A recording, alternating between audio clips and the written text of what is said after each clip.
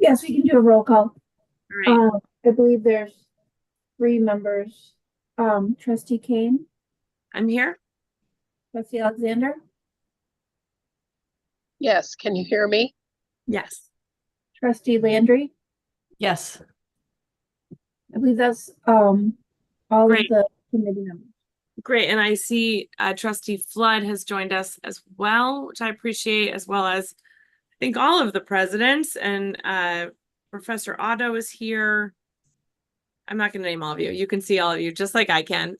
Good morning. We are here for the Strategic Planning Committee meeting. This meeting is scheduled to run until 10:30 in the morning, and we have two real buckets of work to cover today. We'll split the time just about evenly, I would say, though it kind of depends on the conversation. Today, in the first section of the meeting, we're going to be talking about the KPIs, the plan for the plans doc, both of which this committee has received before, but in the last meeting where I was very ill, and appreciate your patience, we're going to have more time to spend with those today and have a conversation about them. We're going to get some updates from Jeff and from Carolyn about how it's all going, right? We also want to make sure we understand where things are happening because of the work of the strategic plan. And then the board has charged us with taking on the fundraising plan document that was prepared by the chancellor and his team. And we're going to be really laying a groundwork today when it comes to that report. I think for expectation setting, I will say the goal for today is to get us sort of up to speed on what was covered in the report, allow us to lay out some questions, and begin to, I would say not today necessarily to decide what we're going to do with it, but to ask what else do we need to know as a committee as we look at what do we want to do with this information. And also I would say as a committee, I worked in higher ed fundraising myself for 12 years, and it's a busy business, and it's a very complicated entity type of work. And if this committee wants to know more about that kind of baseline, what's out there, or what do people do, we can get that information too. So I think today we'll approach that report from setting a baseline of what the committee has and what the committee wants to know. So before we jump into the agenda, are there any questions about what we're going to do today? Great. Thank you so much. So we will kick it off with the KPI doc. I'm going to turn it over to Vice Chancellor Dorsey and Vice Chancellor St. John as we look at these documents together.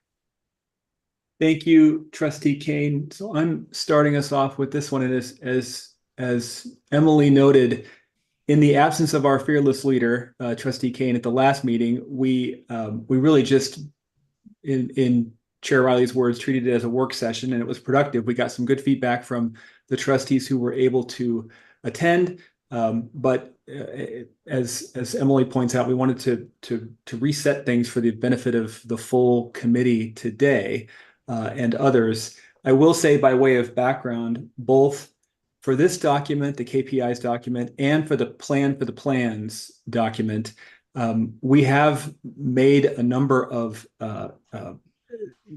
corrections, changes, proposed corrections or changes, additional data investigation based on feedback we received at that meeting and subsequent to that meeting. We just haven't changed anything on the actual spreadsheet because we wanted to show the same document we were showing the last time around. I will verbally share. Jeff, I would like to make a request that maybe you could zoom in that document a little bit. I had an eye exam on Monday, and there's no way I would pass that test if this was my test. Can you make that? Can you like zoom it in or something? Because I mean, I have the document in Diligent, but if we're sharing it for the purposes of the public meeting, it might be worth a zoom in under view or something. I'm sorry to.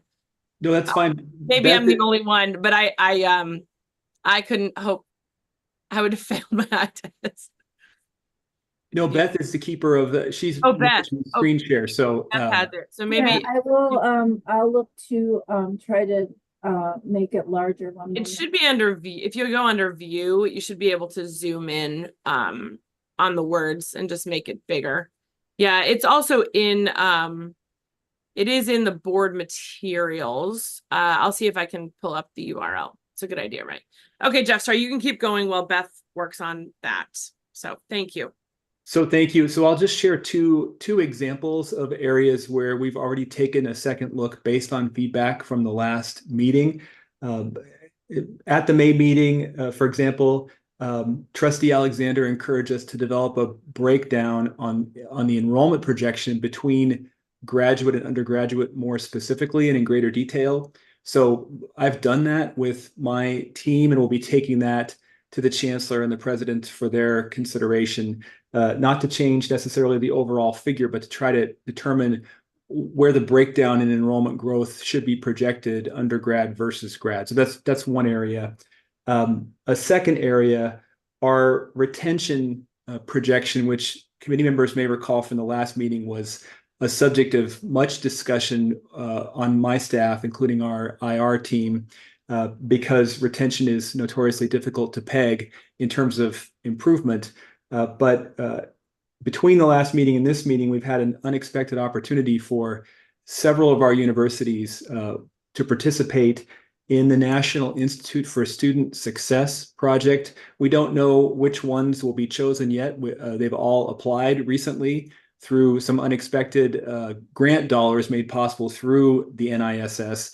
But we do believe the feedback we get from that process for the universities that undergo it will be universalizable to all of our universities and will help us significantly in retention efforts across the system. So that's just another example of where we're continuing to refine the KPIs.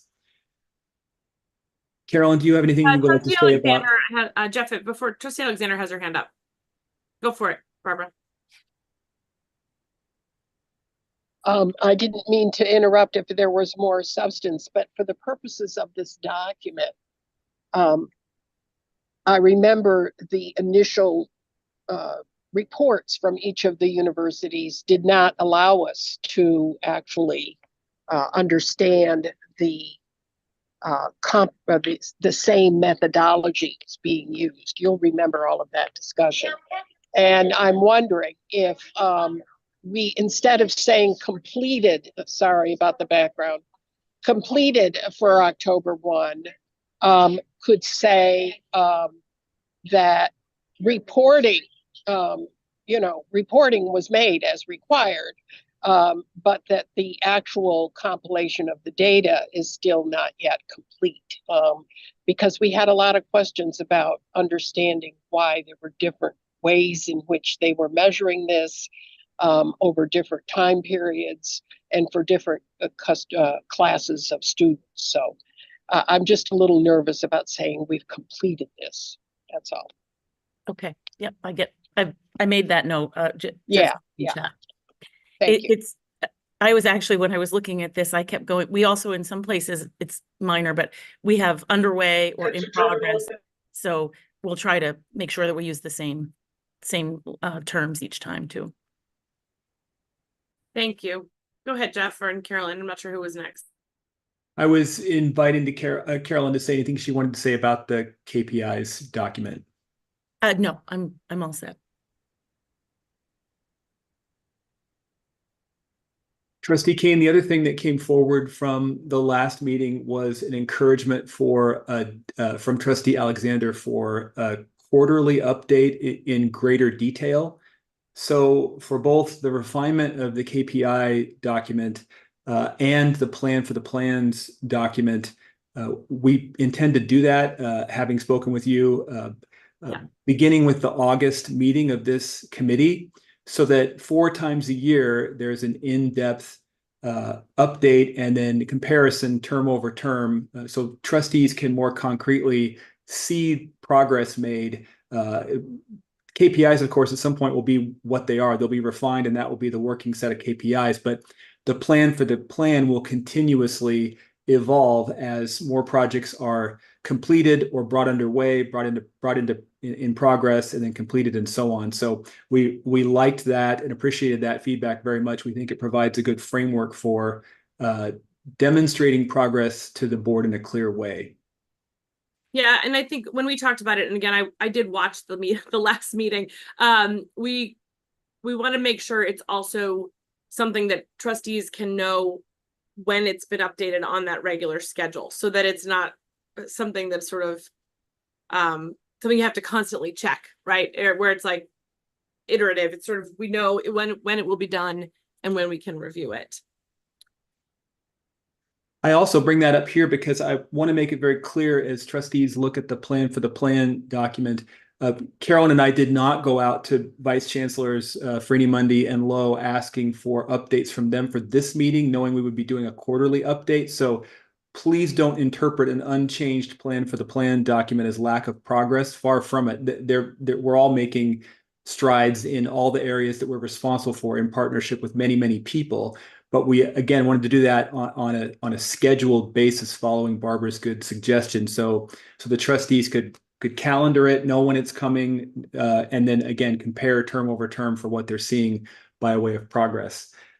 Even though we haven't gone out and asked for examples of updates, I did offer through Trustee Kane to share just a couple that may be of interest to the trustees, including one that was discussed briefly at the last. I'm going to pause you for a second before we get into that. Are there questions that other trustees or presidents or members of the system team or faculty want to ask or share about the KPI document? Because if not, I'm going to have Beth take it down. If you could use your raise hand function, because I can't see everyone, but if there's if there's something else you want to see or had a question about the KPI document. Yeah, Trustee Landry, go ahead, Valerie.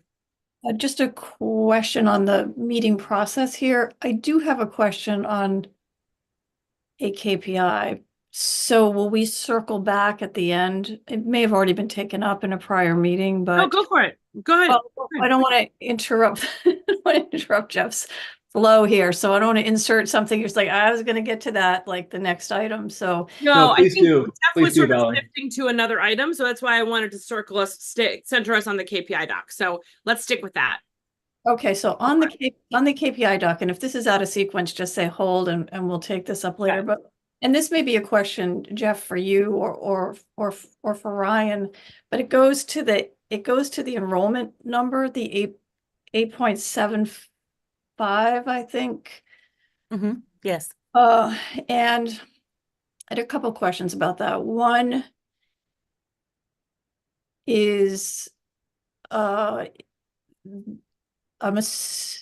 sounds like that's people count. It sounds like it has to do with people.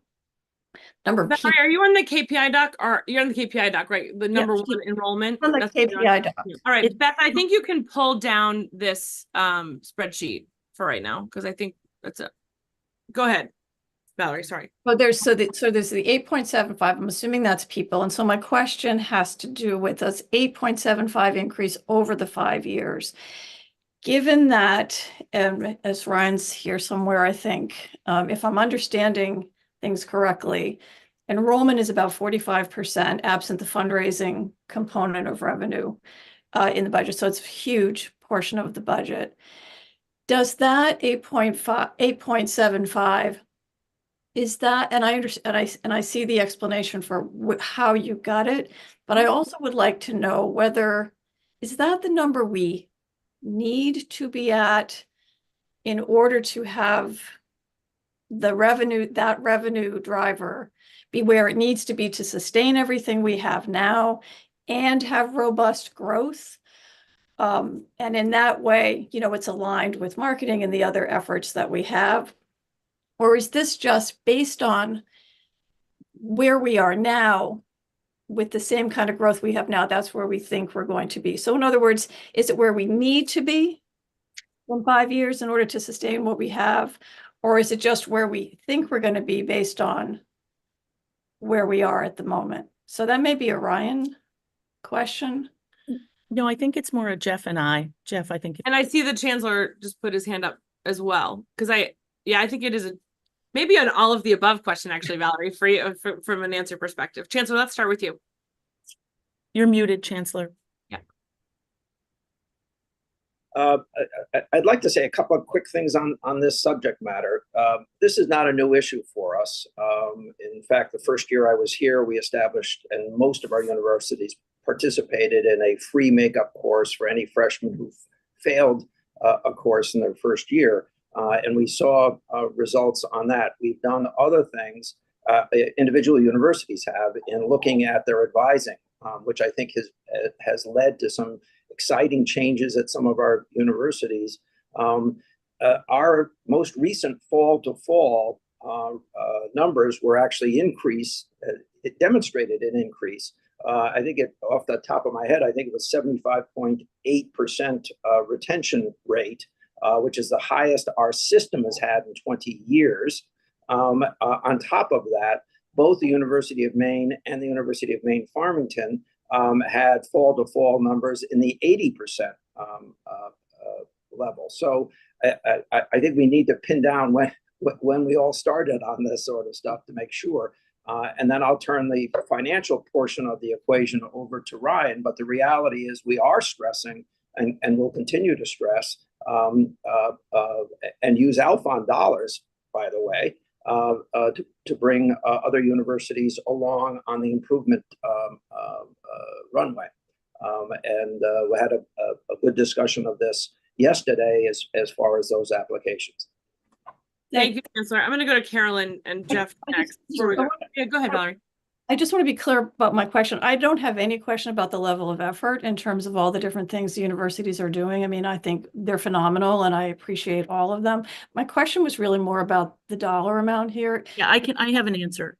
And also when I think about the 6% inflation rate that we're looking at now. So where does that number actually fit in terms of a revenue driver in 5 years is really where my focus is.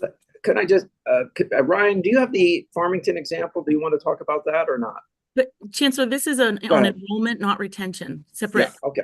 I just want to answer her just quick question. Just on the retention. Understood. Yeah, and then we can go to retention. Sorry about that. I don't want to. So Valerie, I think I can do the first part of your question, and Ryan might chime in, or Jeff, something a little slightly different. But these numbers were not.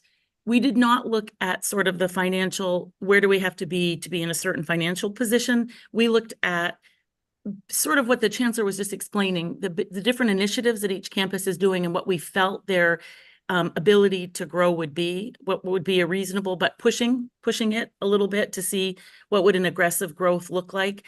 And then once we have that, where do you think we could get to with these various initiatives that the chancellor and Jeff and everyone has talked about? And then once we have that number, we work with Ryan on, okay, so what does that mean for the budget? And is it going to meet what we need for what the expenses might look like? But it's sort of not putting the budget first. It's putting the initiatives and the potential for growth, and then aligning it with what does that mean dollars wise? And then Ryan's team goes to work on what else would we need to do to make sure that we're in a place in 5 years that we're financially sustainable and that we're growing in that capacity as well. But the initial sort of enrollment, we do it through enrollment managers and predictions and predictive models, and keeping the kind of budget piece out until we have some initial numbers, if that makes sense with how we started. And then I don't know if Jeff and— I'm going to say maybe Ryan wants to jump in on this one. Yeah, I just say, and then we'll, our team over the course of, we're starting now and over the next, say, 6 weeks or so, are working on our 5-year forecast to credit hours, revenues, and expenses over the next 5 years. And so as part of that effort, we'll work with both the campus enrollment people, but then we'll also work with Jeff and Carolyn and make sure things sync and make sense. Does that give you an answer, or do you have a follow-up question, Valerie? Happy to keep No, I mean, I understand how that was created, I guess, that 45%, and I might be wrong, Ryan, that is enrollment around 45% of the revenue? For our E&G budget, it's 10% kind of other, 45% state, 45% tuition and fees. Yeah, so maybe after you're sort of looking at that 5-year projection, knowing where we need to be in Mhm. order to be competitive, to grow, to be robust, not just to sustain, because given inflation and other rising costs based on my view, my listening to Ryan in the last budget presentation, I don't know if that 8.5% gets us where we need to be, or if it's below where we need to be in order to be fully robust in 5 years. And so I'll stay tuned. We can have more discussion about that in the future. Thank you very much. And I think Question. also, Trustee Landry, to add just, I think we're trying to be very cautious to not go to what, I would love to say, that it's going to be 3 times that amount and that would make our budget look even better, but wouldn't want to put us in a position that we know is just not attainable. So we're trying to find that balance. So we have 2 documents that we're looking at this morning. One is the plan for the plans, which is the document that was up.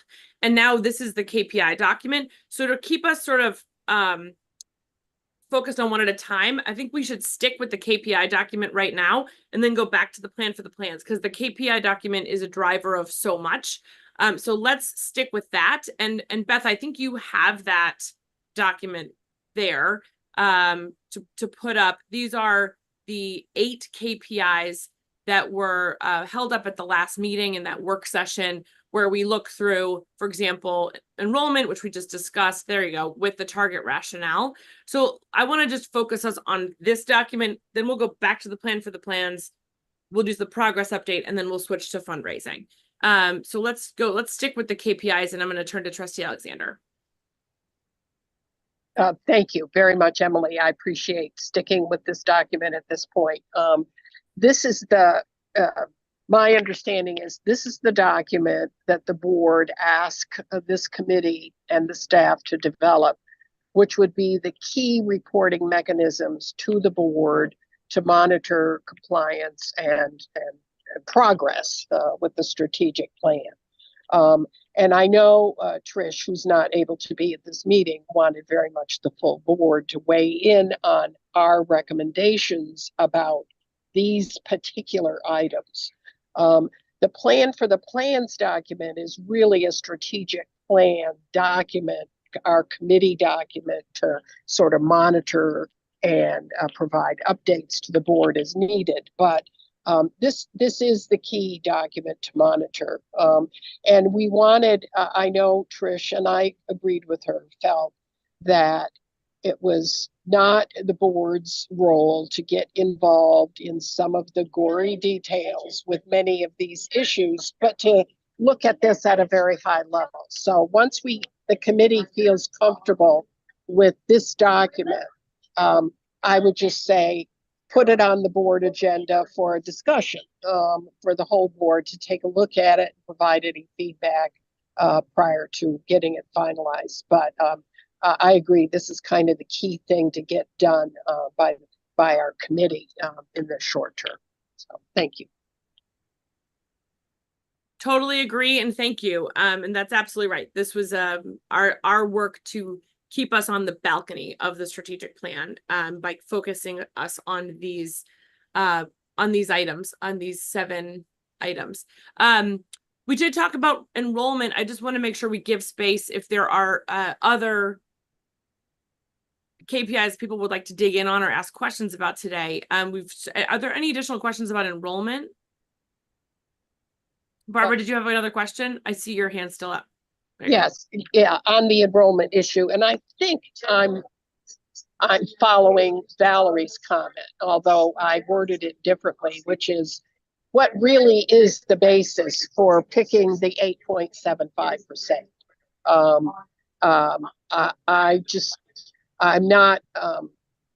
I don't know where that number came from. If that is a number that the system and the president's felt is doable, or is this a stretch? Since it is set in place is it, it's a multi-year goal, in other words. So I want to make sure we understand the number and where it came from. Barbara, I'm happy to respond to that. The number came from an analysis of campus level enrollment data, system enrollment data, historically over time by all three members of our institutional research staff, a member of my staff, and me over a several week period, culminating in a range of views and ultimately a settling on these figures. So just to be clear, a couple of percent in either direction would also be a very legitimate target. I was mindful in developing the target to some extent of the consideration that Valerie just shared. Certainly, enrollment projections themselves year over year are not developed in a vacuum. Our institutional research team works closely with Ryan's team in there, and the IR team is very aware that there's a heavy and direct financial component to enrollment projections, what we're able to do based on where we think we're going to land. There is no exact science for this, but we have multiple people whose work this is all day, every day in our IR team to lead the way on using existing data, trend line data, regional and national trend data. We follow program level enrollment growth and decline over time for every program in the system, university level program enrollment growth and decline, and then system-wide enrollment growth and decline to develop these numbers. So it is a rigorous process, and then it's tested against the work of Ryan and his team on the finance side. So there are multiple checks in how we develop enrollment data, and a consistent push for accuracy and reliability of that data across the board, if that's helpful. And Jeff, I seem to recall when I first came on the board, at the time, Vice Chancellor Placido, now again, Vice Chancellor Placido in a different role, we would look at the birth rates from 18 to 20 years ago and look at how many babies had been born in Maine and around the country to also look at our enrollment trends, which is remarkably actually a key indicator here. So I think I know that kind of data goes into it as well.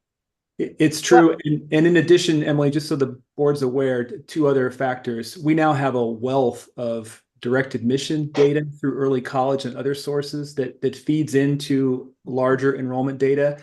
And then one last thing, and Ryan can probably tell you more about this than I can right now.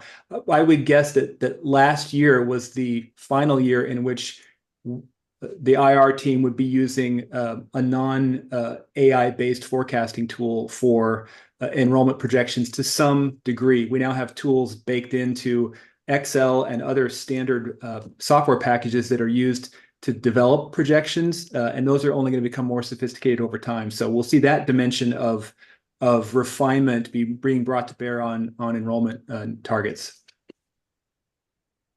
So just one more comment, and that would be to ask you to consider, and there's pros and cons for doing this, setting, a minimum goal and then a stretch goal that would reflect additional efforts that would be done over the next 5 years, and that the plan actually requires to do more fundraising, more marketing, more enrollment-oriented work. So just a thought, and then I'll let you all internally think about whether that makes sense or not. Of course it does. Thank you. That's a great suggestion to look at how we would track that and project it. Are there any thoughts, other questions or thoughts related to enrollment that people would like to weigh in at this point? The next KPI is on retention. This is the 80% retention by 2028 based on IPEDS data, historical data. It's a 4.8% increase over time, as you see on the spreadsheet. Are there any questions about the retention data right now? We want to keep as many people as we can. Oh, Trustee Alexander, go ahead. Yes, well, is this 4.8% over the baseline but we take 5 years to do it? Is that what I'm reading here? Yes. So that seemed a little low to me, but I don't know the business well enough to say if that's a fair question or not. So Barbara, that's a great question. Regionally and nationally, a 1% increase year over year is considered a success. Really large universities, small universities. You may know from prior discussions, we have a number of universities in our system where the range has been anywhere 3 to 4 points in the 70s for 10 years or more, just vacillating, excuse me, moving back and forth across that same narrow range. What we've seen, as the chancellor noted earlier, is some progress across our system in the last 2 years, culminating in a historically high system-wide rate in the most recent years worth of data. And we think some of the things we're doing with retention and will be doing with retention going forward will help us incrementally to move forward to that 80% goal. I also will add, I think, Vice Chancellor St. John, that we also in the strategic plan have asked for, have designed it so that we are doing a new survey of those first year students specifically targeted on understanding their retention. So that, and we're going to start that this year, right? So, and as we've discussed, I think in a prior meeting, we're actually going to move that survey into the fall instead of in the spring. So before we lose them, we can ask them, right? And work with institutional research to take that feedback, and we'll be able to begin hopefully using that feedback in real time in the next 12 to 18 months to hopefully meet and exceed this goal.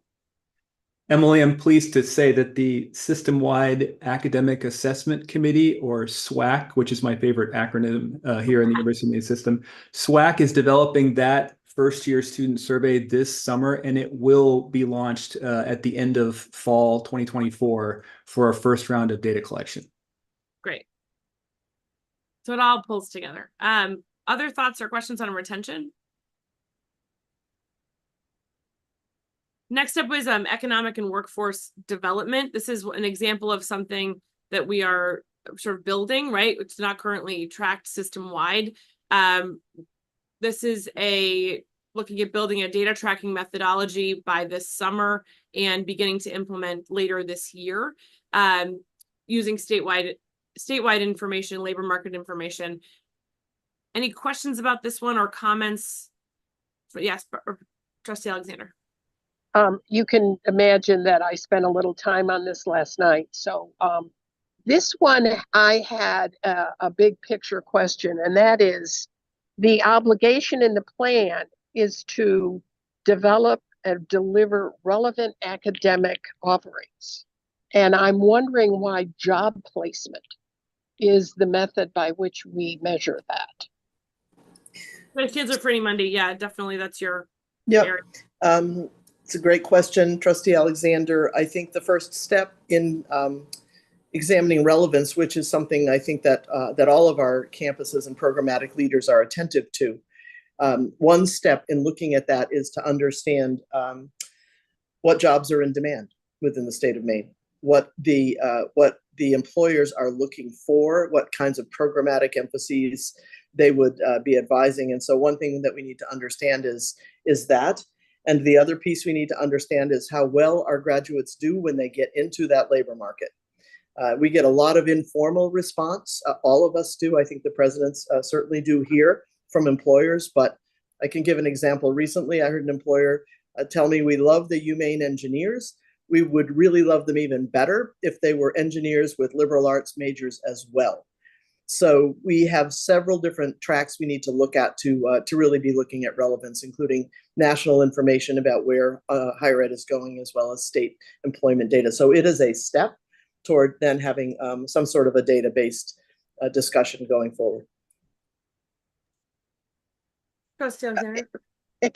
Can I follow up on that? Yeah. If the plan is measuring what our current graduates are getting jobs in, I'm not sure about how that has the feedback mechanism that we want to track to the development of the programs. That's my problem. I see. Sure. Yeah. And I think we certainly need to take that into account right here at the beginning, but at the same time, we want to start with having some sort of data. And I take your point. We need to then perhaps consider, we've talked in the past with this board in past years about surveys of employers to get a sense of sectors where our students aren't being employed and maybe what's missing. So it's definitely a set of steps, but we can elaborate that in future future additions to this. Right. So if the data then is in this document linked to a report on the changes in our programs to respond to the data that have been modified, adopted, creative, or whatever, that's the linkage that it would be helpful in the reporting mechanism. Well, and Think, now think about that. Yeah. Yeah. Definitely. And now that you're saying that, and I'll turn to Vice Chancellor St. John, but as any new program proposal comes through our processes internally, there is a requirement, I believe, Jeff, that take a look at jobs data in the state. We're already doing that program by program. And so we can find ways to link these together. Right. And let me just say that I see those things come through on the ASA committee, and I never know the context. I never know why this one as opposed to that one, or what the alternatives were. So that's the linkage here. Think about that, please. Absolutely. I'd like to jump in also, and we can add this to the information that Jeff and President Freeney-Mundy compile, but the chancellor has over the last several months been meeting with particular sectors, started with by sector business leaders, and actually asking them, what are the, what do you need from us, not just today, but what do you need from us a few years from now? And we're compiling, Jen O'Leary is compiling all that information and bringing it back to the campuses that have those programs currently. If it happened to be nursing, something specific in nursing, she's bringing that back to the campuses, and then they'll from there, move it forward. But there also are some answers we're getting that, were areas, topics that perhaps we hadn't considered and that we don't currently have programming for. So that is something that I don't know how we would include that in here as a metric, but that we're getting the direct feedback from employers that yes, they're coming to us with the skills and the types of degrees that we need. So I can make sure that that's all looped in as well. Great. Other questions on economic development, the economic development piece before we move to research? All right, research. We are very excited about research and looking at a pilot phase with target values TBD. Are there questions about this one up front, or Vice Chancellor Freeney-Mundy, is there anything you wanted to say up front? You don't have to. I'll see if there are questions first. Okay, great. Trustee Alexander, go ahead.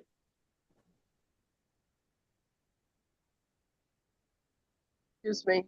I'm very concerned about the lack of any development of tracking mechanism that relies on a program that looks very interesting and is going to be an important program, but it's not yet implemented, and we don't know. As a result of that, we're kind of left hanging about how we're measuring any aspect of this important objective. And I just raise concerns about relying on this pilot program instead of trying to do some work with respect to how many courses, how many students, at least tracking and having some internal objective about expanding what U of M does so well to some of the other campuses. So, Trustee Alexander, I'll respond to that and say that we certainly can and will update this goal. We are ready to do that. The program being discussed here is what we are calling the Research Learning Experience program primarily, and then Pathways to Careers is a piece of it. But a bit of an update, RLE is a system-wide program now reaching 1,200 students this semester across all 7 campuses. And so we are already seeing this well instantiated in the work of all of our campuses in ways that suit their universities. And so those output numbers are readily available, and we can adjust this to be clear that we have those in place, the numbers of faculty, the numbers of sections being offered.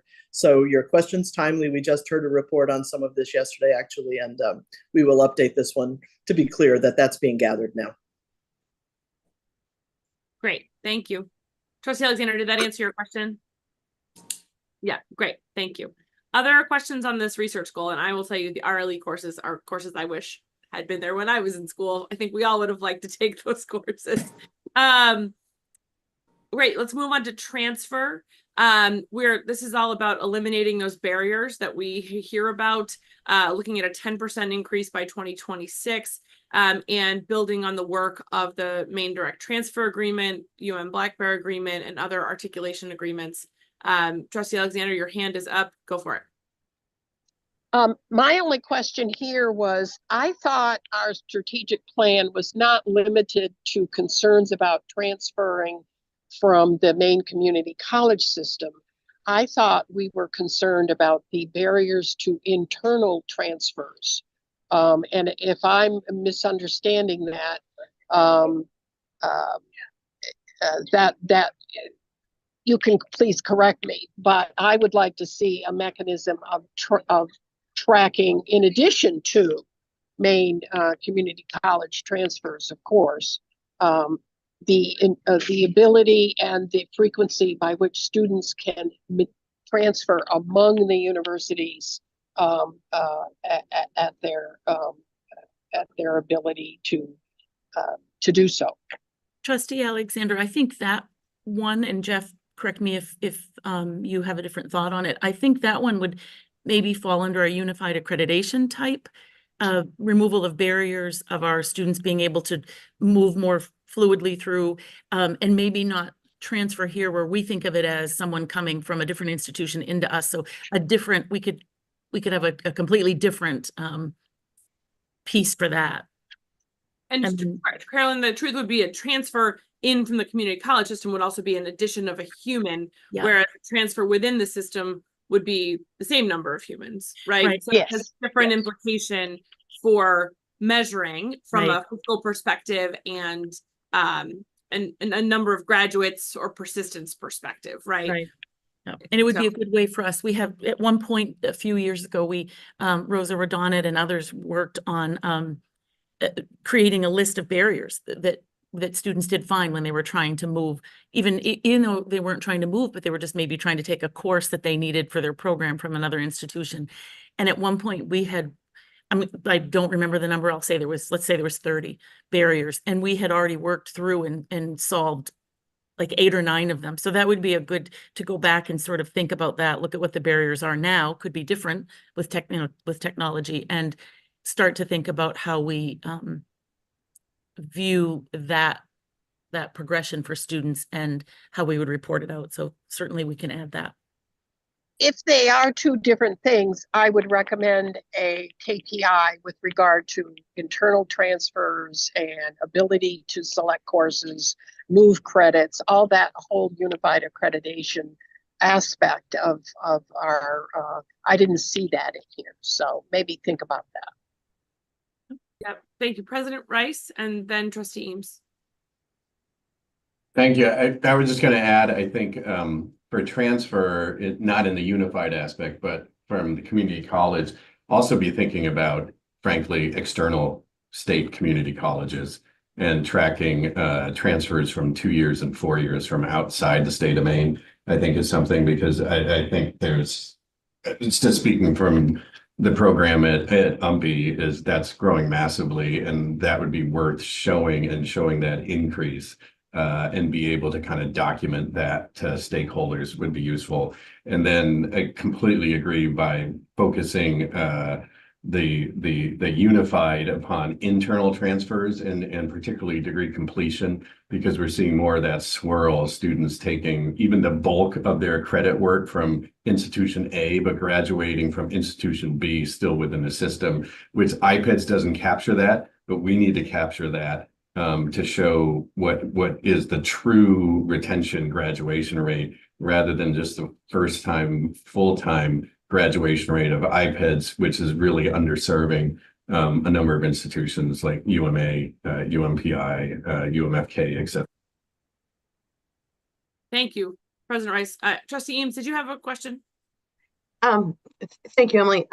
Nothing more than to just echo what Barbara's point is here about the internal transfer. I know it's a priority of the chancellors, and I look forward to seeing the work on that. Thank you. That's great. And Trustee Landry? Oh, I think you're muted. Sorry about that. Yeah, back on the unified accreditation and perhaps having that as a subset or a separate KPI. I mean, one of the things I understood when I joined the board was that this unified accreditation, we were first in the nation or first or way up there, and that this is a, so this to me, if that's true, is a mark of distinction, something that we do that other public university systems may not do or may be in the process of doing. But in the face of increasing competition for students in Maine and everywhere else, we have people in our own region that are competing for our students, and we have now more national competition given remote, that this unified accreditation would seem to be a really important thrust that we should be be very visible in terms of what does it allow students to do. And in talking with students, my last conversation with students on this topic, because they all thought it was great, but they didn't think they'd see it in their lifetime. So, and I'm assuming their lifetime meant their 4 years here. So I think having that be a more visible presence in the KPIs would be terrific. And I appreciate all the work on the unified accreditation. By the way, I think it's great, and hope we can use it to our best advantage. That's great. And I think we were very deliberate in the strategic plan of using unified accreditation as it was done when we did the plan on top of it. I think that shows in this conversation. Chancellor, did you have something you wanted to add here? I just want to assure Valerie that we are the first system established as separately accredited to move to unified accredited. There were other universities that had similar arrangements, but they had started that way. So that's the distinction. And quite frankly, we're being asked to speak about how we did it across the country at this point. That's great. Let's move ahead with the fiscal and infrastructural sustainability. This is one that has been, I think, pretty well articulated in the FFT committee work. But I don't know if there were questions or if Ryan, you wanted to say anything. This one feels pretty straightforward. I don't know if there are questions though. Just I'd update the FY23 baseline should be 1.9. Great. We can update that. That's great. Trustee Flood. Thanks. I probably should know the answer to this, Ryan, but I don't. The fiscal health, all the work that we do with advocacy for state and federal government and Alpha Foundation and all those types of things, do those things get rolled into the composite financial index somehow, or are they something that we leave separate for the fundraising plan that we're going to talk about later? I just didn't know. Yeah. So much work goes into that I didn't know if it gets rolled into the composite index or we save that for something else. Yeah, it's a great question. They do get rolled into the composite financial index. It's one of the reasons why the ratios and the CFI are really the best comprehensive view of measuring a higher ed institution's fiscal health. A lot of the regional accreditors are also using the composite financial index. NECHI is having conversations about that. It's because if you look for the typical things that you would think about, measuring a university's health and what shows up in the budget, one of the ones that's often missed is that wealth component, endowment, fundraising, and so on. Right. So it's one of the reasons why the CFI is so relevant to higher ed institutions and fiscal health. Thank you. Does that answer your question, Pat? That's great. It does. As I said, I probably should have known that answer, but thank you, Ryan. That is why we have Ryan to remember for us. It's okay. All right. Thanks. Moving ahead with institutional equity and environment. This is really important. I want to center this. This is about a campus climate survey next year, 3% increase in positive ratings, and building off of a 2022 climate survey. Are there questions about this one?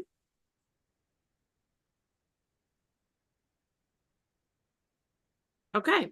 Great. Thank you all. That was great. I think we got some great feedback, some clear opportunities for edits to this document that this committee can continue to look at and then bring to the full board. Yes, Vice Chancellor Dorsey. I just have a question to make sure that we're all on the same page with the reporting piece, because I'm not sure that I know, so I guess I should ask. The KPIs that we've developed here and that we will continue based on the discussion today, that's what we plan to bring to this committee. That is sort of the overarching goals that we will be reporting on. What is the expectation then for reporting at the board level? So because what I don't want to do is, maybe have an hour report here and then turn around 3 weeks later and go to a board meeting and do the exact same. So we're reporting them here. What are the trustees? What are the thoughts and expectations around then? What you'd like to see at the board meeting level on some of these things? It doesn't have to be answered today, but maybe think about it so that we can prepare properly for that. Yeah. I think that it's a great question, and I think it's a matter of what do we dig into with the full board versus, obviously we share everything with the full board from the document as we finalize the document, and we'll talk to Trish about this as well. But there may be an opportunity at our various meetings to sort of dig in sort of on one or two at a time rather than all of them all of the time, where we can really use as an example of how we're using data-driven metrics, what we're tracking nationally versus in state, how we're staying on that balcony. Trustee Landry, did you have a thought on this? I'm sorry, I don't have a thought on this. I did have a question on institutional equity and enrollment. Please go for it. Before we do, can I just add one more piece to that question? Sorry, Trustee Landry. So I think then maybe we can talk more and have the trustees weigh in on what they'd like to see. And so maybe we report it here, and then if there's a discussion or questions that come up or they want more specific examples, then we might do a presentation to the full board based on the conversations here.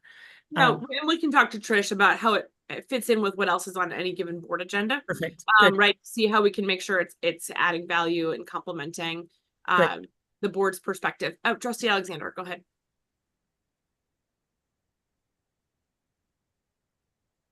Trustee Alexander, did you have a thought?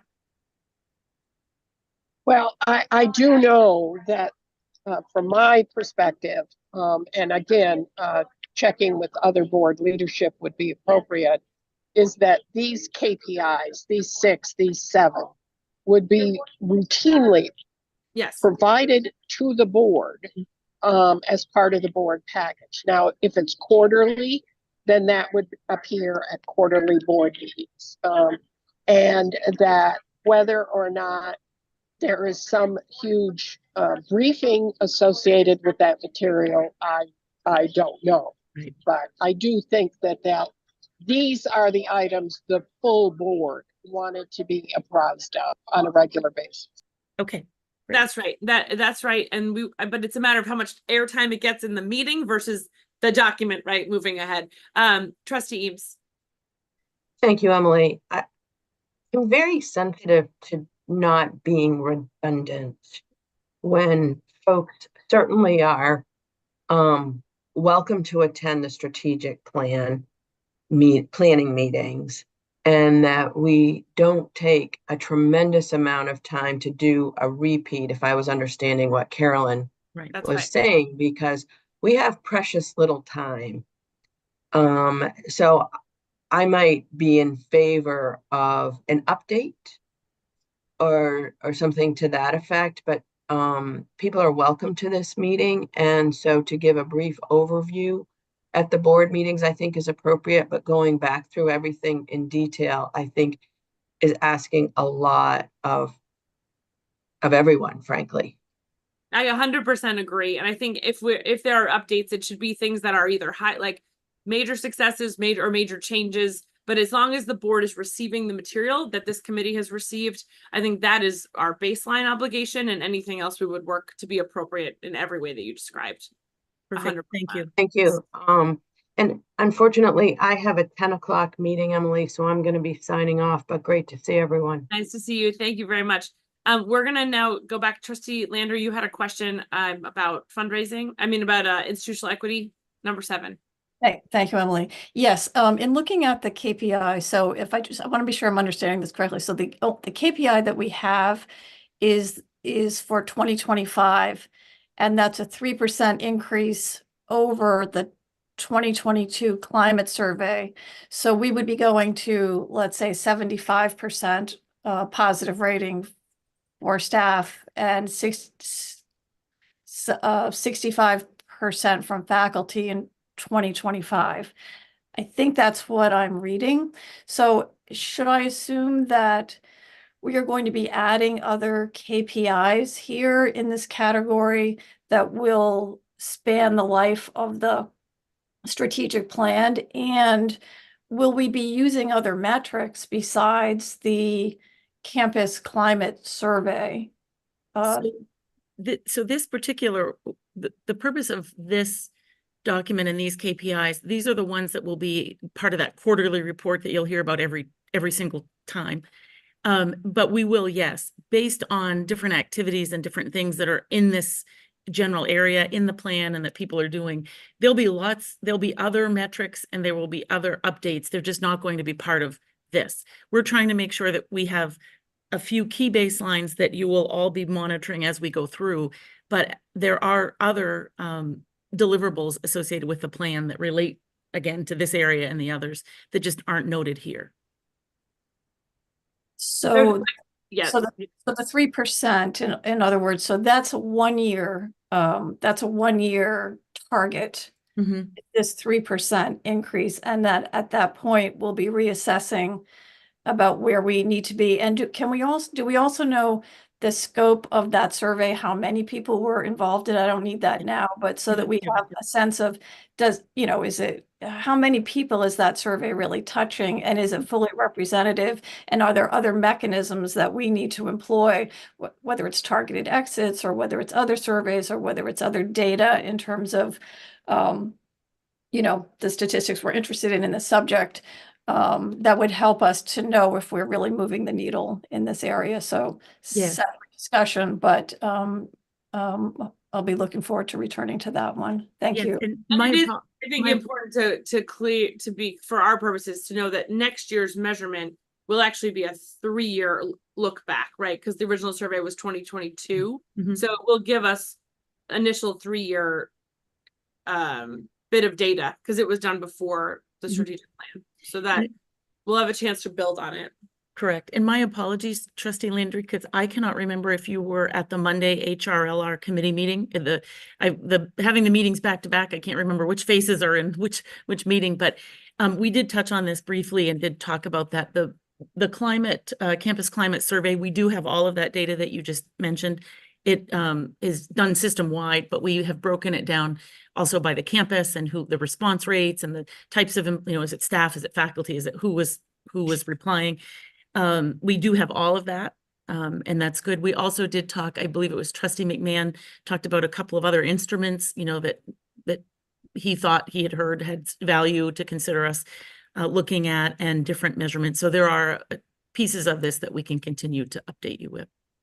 Thank you. Great. I'm going to use the prerogative of the chair to adjust the agenda as we about to hit the 10 o'clock hour, and suggest that we wrap up this KPI conversation and shift to the fundraising document, because we know the plan for the plans will be updated regularly. That is a document that we can have this kind of robust conversation on, but also is one based on the strategic plan that we've already spent a lot of time on. So we can look at that in a different way.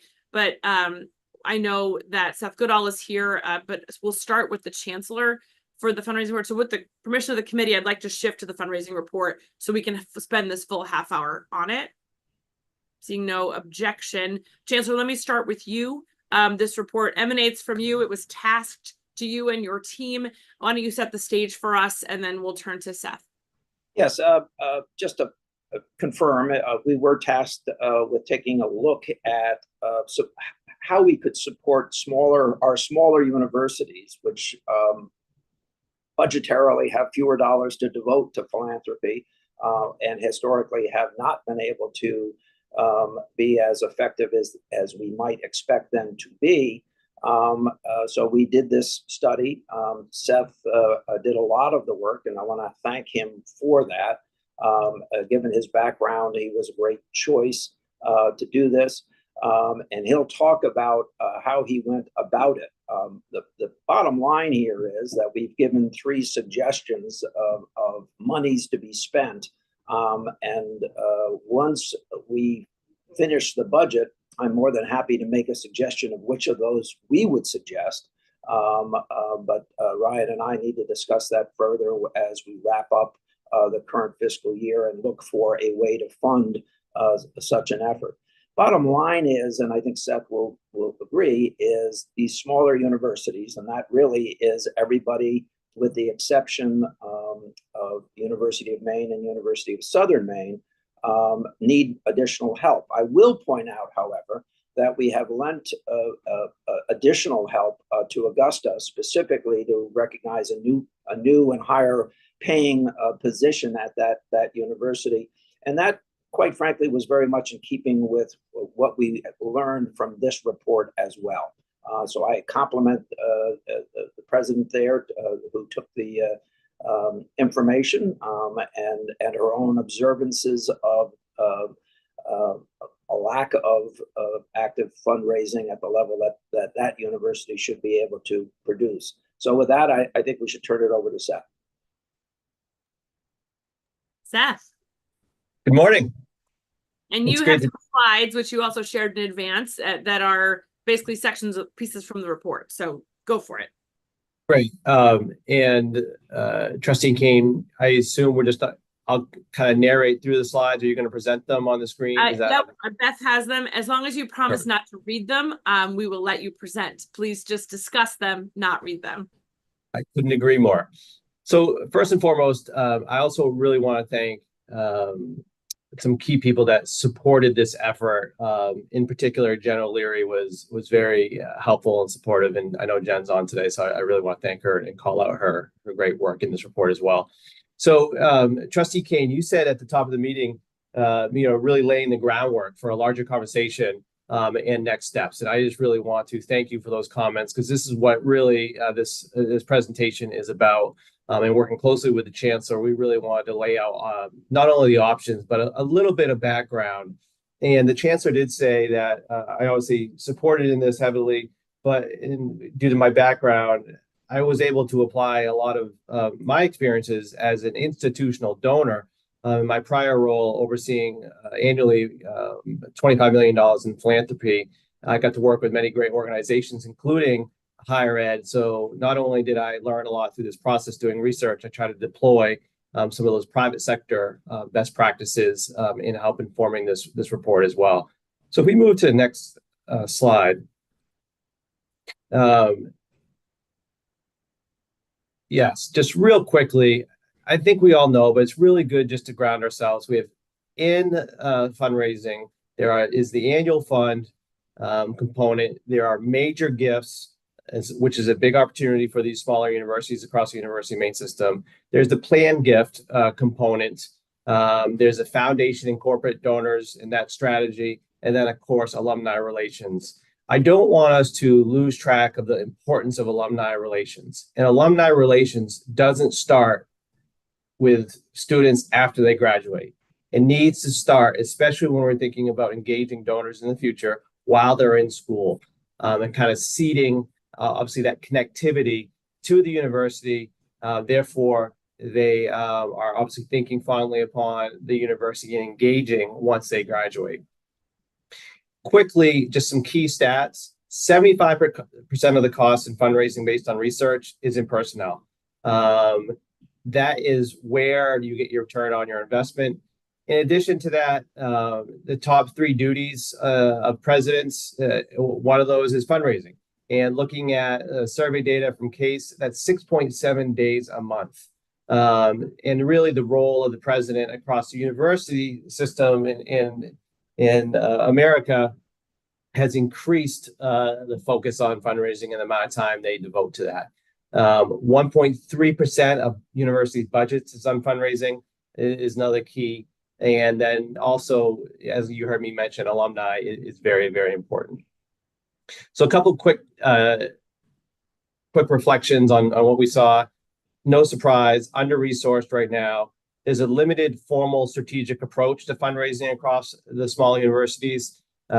Understandably, it is a priority for the presidents in the University of Maine system, but there's many competing priorities, and that limits the amount of time. Under-resourced alumni relations as well. And then lastly, there's a real opportunity for collaboration across the system.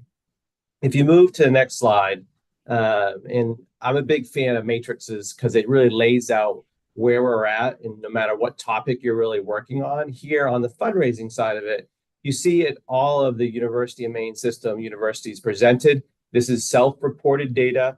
It reflects FY23 data, unless it's specified there for a certain reason. For example, Maine Law, I specified some investments they're making in FY25. Long and short of it is $58 million raised in FY23 across the universities, nearly 10,000 donors. There is approximately about 200,000, 210,000 solicitable alumni donors that are willing to make contributions. They didn't take themselves off the list. And we're raising about 3.5%. There's about 3.5% participation. And the national average is about 8%. So that shows you an opportunity in the alumni area as well in terms of participation, not total dollars raised. So this is a good chart to study closer, and it hopefully we can use it as a template to kind of continue to build on in the future as we strengthen our data integrity across all of our fundraising efforts. If you want to move to the next slide, this is just a visual. These are words that came up continually from our respective universities about ways that the university system or areas that we could invest in to really help their efforts. On that note, and Vice Chancellor Dorsey and I were speaking about this morning, it's really important to talk about the process that was put forth in order to really build this report. One, we worked closely with the presidents and their respective staff through a survey that everyone filled out, had a lot of follow-up questions, and really appreciate the time and effort that took because they had to go back and look at data. And we try to have it consistent across all of the universities, including the large universities. And number two, there was extensive, lengthy conversations and/or interviews, call them what you will, with key leaders across the University of Maine system, including the foundation leads. I really want to thank Jeff Mills in particular for his time and his team's time to help me educate and learn, as well as the great learnings that we received from Ainsley Wallace's team, as well as Chris Haley at the law school, who's obviously new to SEAT. Also work with leaders such as Jason Charlin, you heard me mention Jen O'Leary, Grace Garland, and others, and even received feedback from some board of trustee members. So it was really well-rounded in how we did it, as well as all the research that we performed. If you move to the next slide, please. So this is really, I guess, where the rubber hits the road in terms of the presentation. 3 options that we gathered. We received feedback from leaders as well as the presidents on this, and everyone kind of weighed in different ways. And one is, the first option is, in essence, maintain the current state, try to really increase collaboration, formalize efforts through, in essence, a collaborative forum where you're bringing everyone together and really share more ideas, and from that, naturally, more collaboration will happen. I think from that, you'll see just a modest gain, $1 to $2 million, and this will happen slowly. The projections at the bottom is what you anticipate in 3 years. And I really want to compliment University of Southern Maine, President Edmondson, and the head of the foundation, Ainsley Wallace. That's a really good case study. You heard Ainsley present to the trustees and talking about the journey starting, I think, if I recall correctly, back in 2017, and how they have slowly gained and they have a sustainable process going forward that's demonstrating returns. And that shows you what you need in terms of a long-term commitment. Option number 2 is modest investment, some centralization of services to the University of Maine system. We need about 3 to maybe 4 FTE across the system to make sure that everyone has adequate resources in their respective smaller universities, both on the fundraising as well as the university side. About $600,000 in investment, and the gain is about $3 million projected. Lastly is greater centralization. Yes, those FTE that I mentioned across the smaller universities, 3 to 4, but also a small team at the University of Maine system to really help foster more fundraising, especially from those regional and national institutions. And on that note, this approach could really leverage the great success of the Alphon grant and University of Maine system efforts through UMS Transforms. That is something that could be leveraged and have benefit through these regional and national institutions for our smaller universities. And hopefully in the third year, you'd be on in essence, an annual run rate of approximately $8 to $10 million additional. Moving to the next slide, and just to finish, really next steps, what we're doing today, leadership engagement and support, and working with you folks moving forward. And number 2, I think it'd be wise to engage a consultant to really formalize these plans. And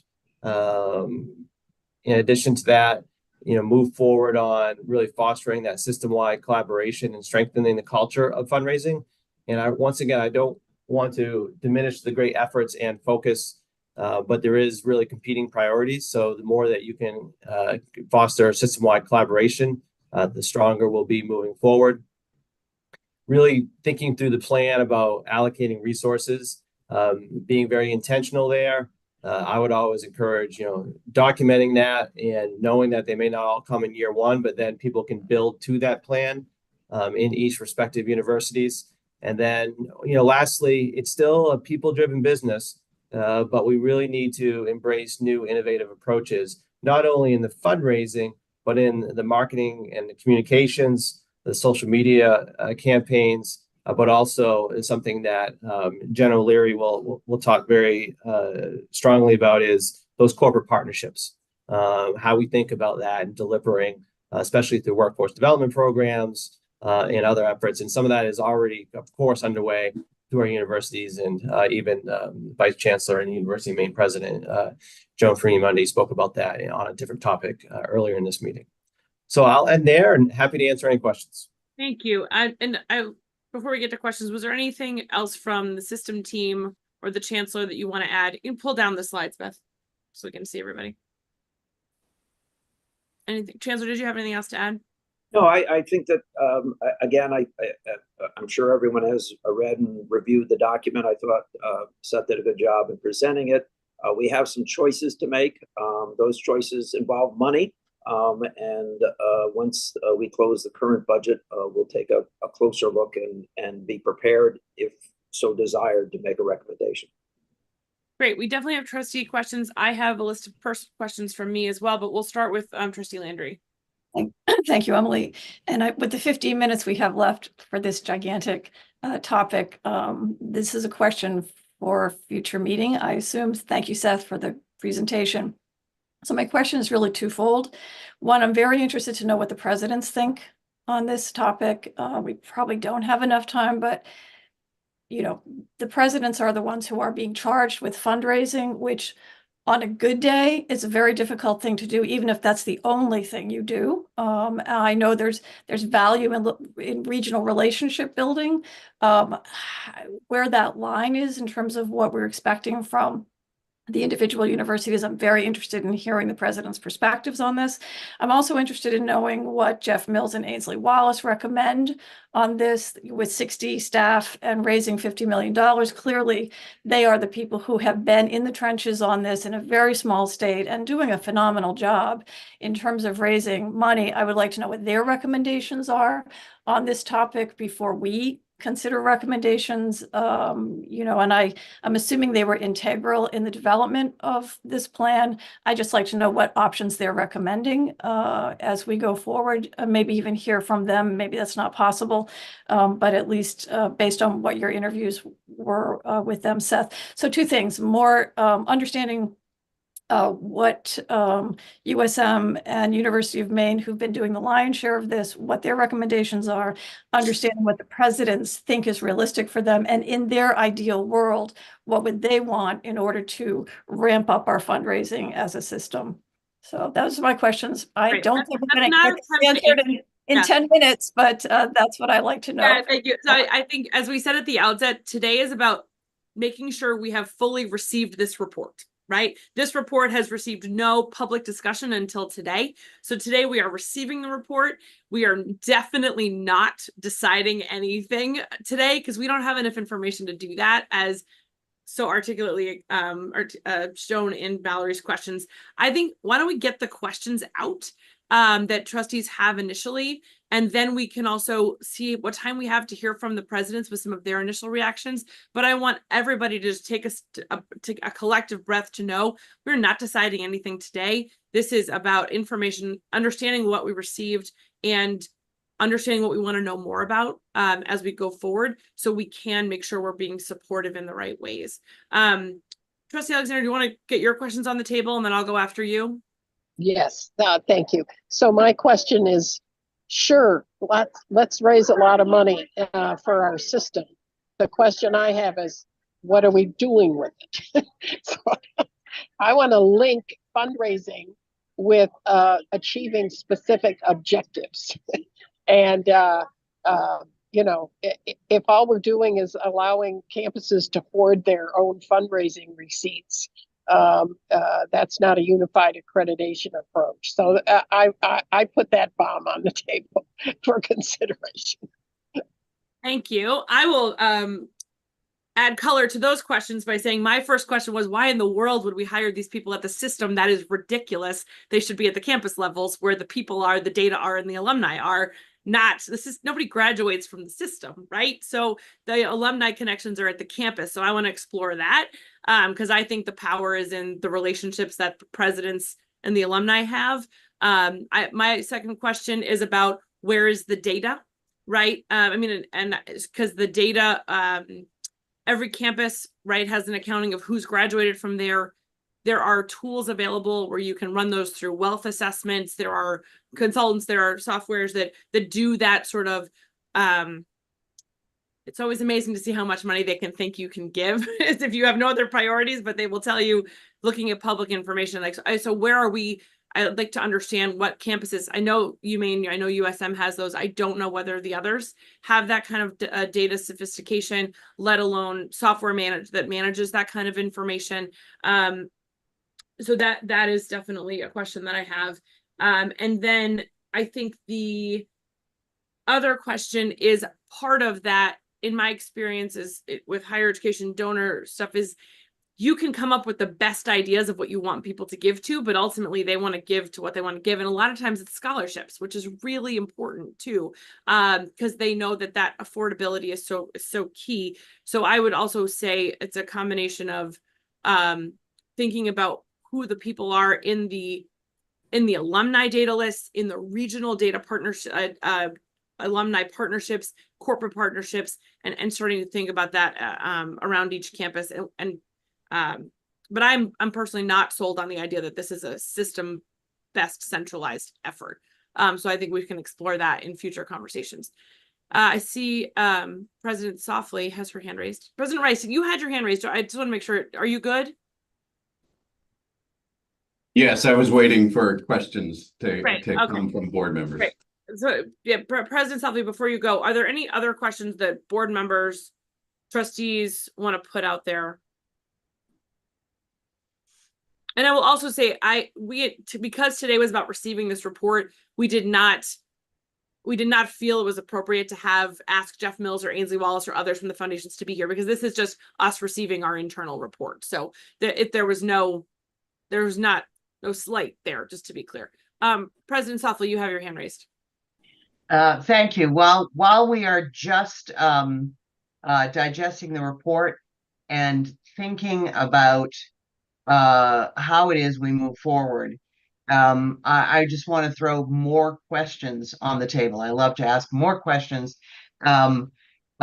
So we, as you know, Maine Law has squeezed some funding together, and we have a small advancement office.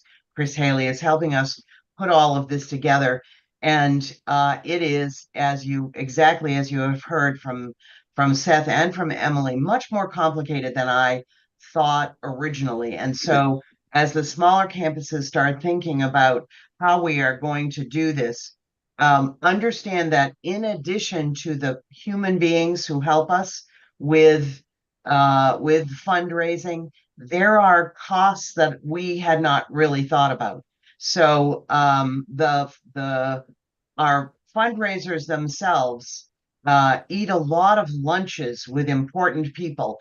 Those actually pile up if you're working with a budget that is, an additional $10,000 throws things off. So travel, lunches, software, as Emily was saying, to run all the important information so you know who to talk to and, as they say, who to lean on. So make sure you're thinking as you're moving forward about those additional kinds of costs. The other thing that I would encourage everybody to think about, and getting Ainsley and Jeff into the room along with Chris, I think will be very helpful. This is just my advice. Don't let your foundations set your priorities for you, and they tend to do that. So here are our fundraising priorities. We need to set our own priorities that meet all of our strategic planning and get back to the point that Barbara raised. What are we going to use these funds for? And get those priorities set, but also think about gift policies and distribution policies. Some of the gift policies through the years have allowed people to create endowments. I'm going to create an endowment. I'm going to create the Softley Endowment, and I'm going to give you $25,000 for this Softley Endowment. That $25,000 will spin off somewhere between 4 and 6% a year. It is not helpful right now, and setting the gift policies too low can really cripple you as you move forward with what you're doing. So I know Emily knows all of this, as does Seth, but all of this was brand new to me, and we have a great foundation, but they're sort of old school. And they wanted to set the priorities. They wanted to set the gift policies. They wanted to set the amounts of distribution without really thinking about what the needs of Maine Law were before we started. So this is a great time for all of us, including the University of Maine and the University of Southern Maine, to be thinking about those things as we move forward. So those are just questions I throw out as we start all of this, but I'm grateful that we are getting it moving. That's great. That's a helpful perspective. President Farini-Mundy. Thank you. Thanks. I'll just be really quick. I've got 3 additional points that I'd add, sort of questions, sort of considerations. One is that I know that at this university, we have our own foundation, of course, a separate entity, but we also have an extensive corporate and national philanthropy effort underway internally that's not captured quite in this report. So that might be additional information to be shared at some point. Secondly, and Lee kind of touched on this, we can't underestimate the importance of the technical and legal issues around soliciting, accepting, and executing gifts. And Jeff and Ainsley are deeply expert and have teams that are, as those standards are quite particular.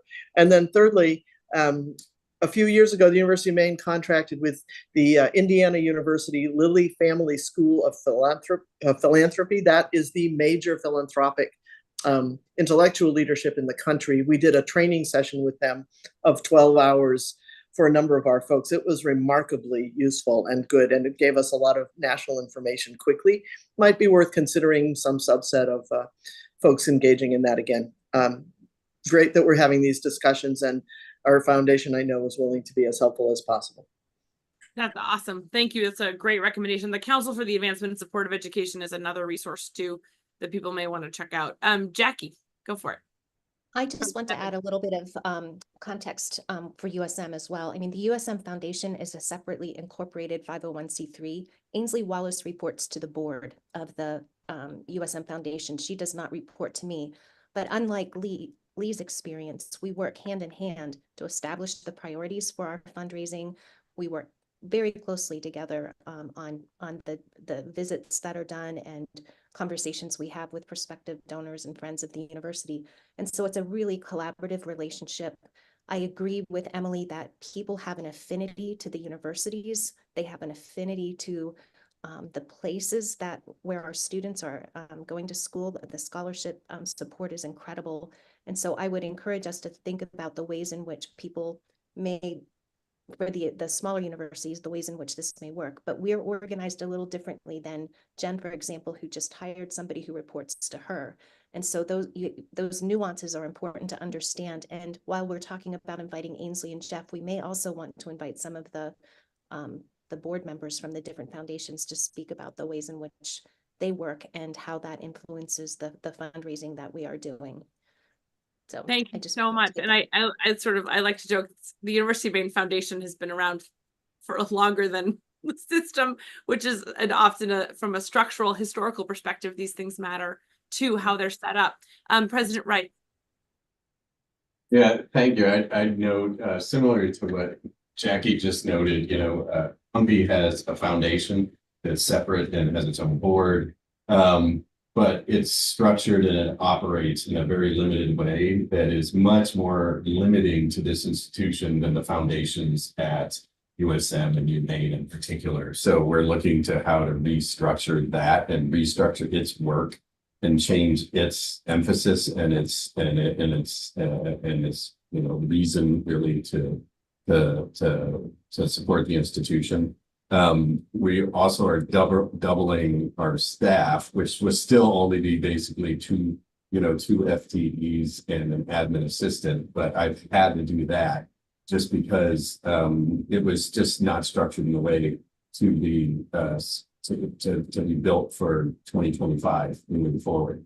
And the support from the system for that, I think, and from the foundations at UMaine and USM is particularly important.